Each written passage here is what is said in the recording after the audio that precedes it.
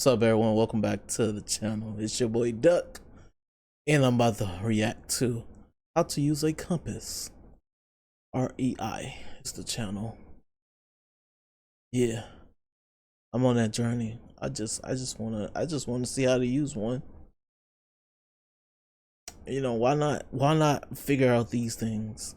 I don't ever plan to get lost. I don't ever plan to go solo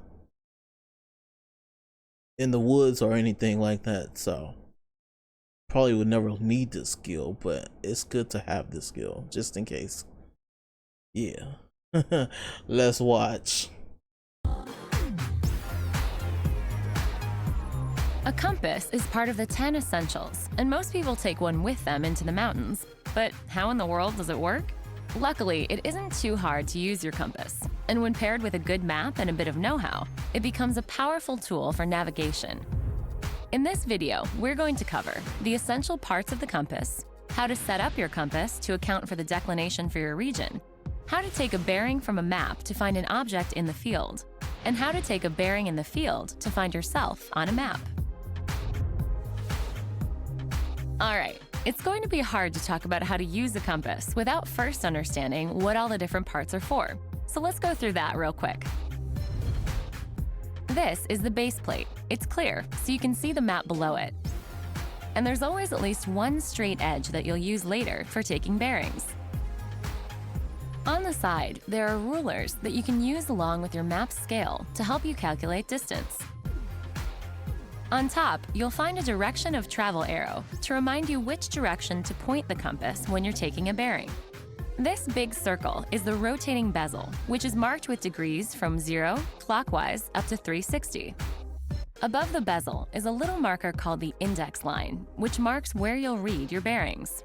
Inside the bezel, the first thing you'll notice is the magnetized needle, which always points to the magnetic North Pole, not the true North Pole. We'll get into the difference in a minute. There's also a big arrow called the orienting arrow, which you'll use to help you orient the bezel. Alongside the orienting arrow are orienting lines that you'll use to help you line up the compass with north on a map. Finally, some compasses have a handy declination scale, which makes it easier to adjust declination. What's declination, you ask? Well,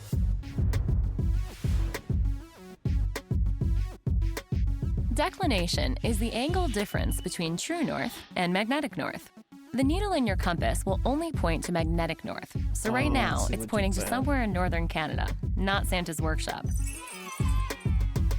If you don't adjust your compass to account for the difference between magnetic north and true north, it can really mess up your navigation. Depending on where you are in the country, the declination will be a certain number of degrees to either the west or the east. You can find the direction and number of degrees in the declination diagram near the legend, along with the date of the map's most recent revision. If your map hasn't been revised for several years, it's worth looking up the current declination online.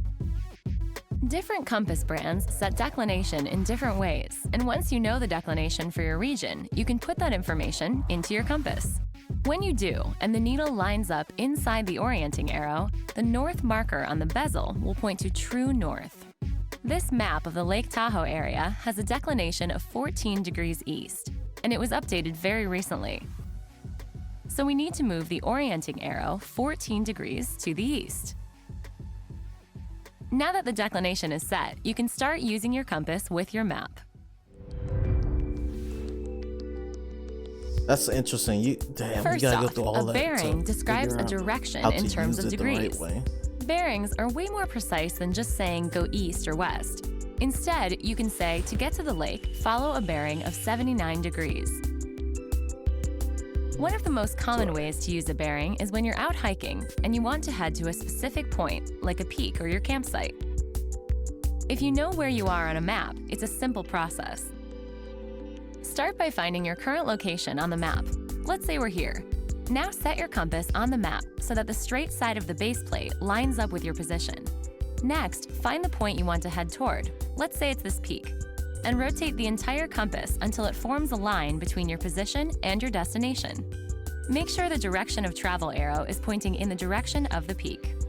Once the compass is in position, rotate the bezel until the orienting lines are lined up with north and south on the map. You can use the edge of the map to help you get the lines positioned just right. Remember to make sure that the north marker on the bezel is pointing to north on the map and not south.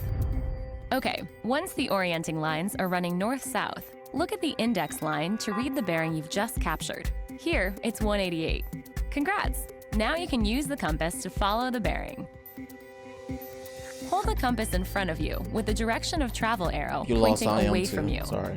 Now rotate your whole body until the north side of the magnetized needle is inside the orienting arrow. If it helps, you can remember red in the shed. Once you've got red in the shed, you're facing the bearing of 188 and your destination. If you're out hiking and you want to find your location on a map, you can also take a bearing off a landmark near you. Then you can transfer that bearing to your map and figure out where you are. Start by finding a landmark that you can also identify on your map. Hold your compass up with the direction of travel arrow pointing away from you and directly at the landmark. Now keep the compass flat and rotate the bezel until the magnetized needle is inside the orienting arrow, or red is in the shed. Once the needle is in, you've captured the bearing. A compass with a sighting mirror makes it easy to take very accurate bearings.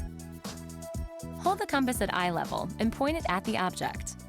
Then tilt the mirror until you can see straight down into the bezel. This way you can see the object and the bezel at the same time. Once you've got the bearing, you can transfer it to the map. Lay your compass on the map and line up its edge with a known landmark. Make sure that the direction of travel arrow is pointing in the direction of the landmark. With the edge of the compass lined up against the object, rotate the entire base plate until the orienting lines are running north-south and the north marker on the bezel is pointing to north on the map.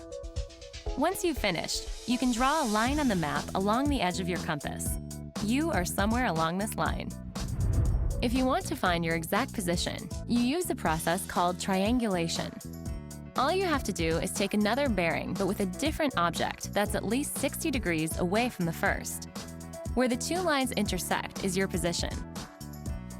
If you take a third bearing, you'll end up with a little triangle, and the smaller the triangle, the more accurate the reading. Compass skills can be daunting at first, but they get way easier with practice. Watch the video a few times to get familiar with the techniques, and then test them out on your favorite trail. And for more practice and a deeper dive into navigation, click here to find a navigation class.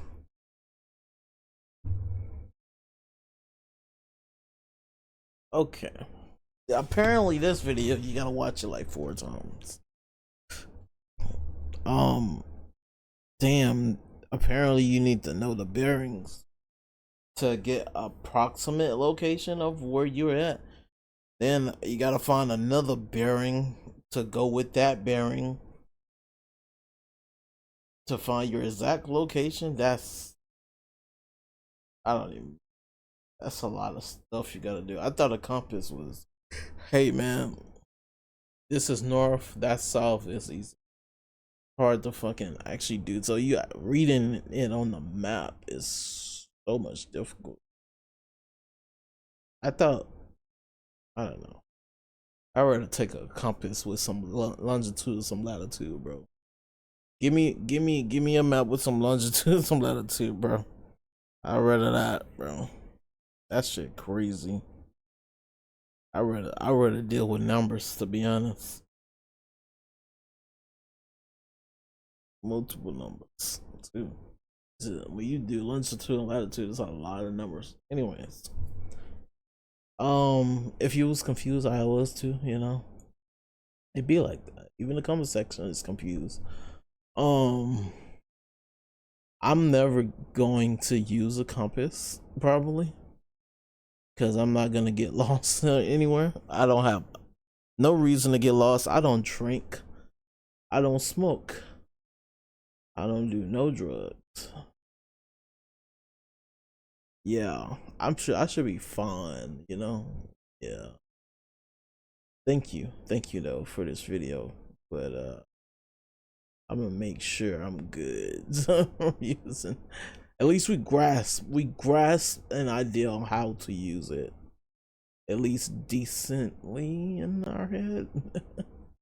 But that is a crazy like video. I don't know what the hell. Yeah. Well, we tried to figure out how to use compass with REI. Thank you. Hope everybody had. What am I talking? I'm tired, bro.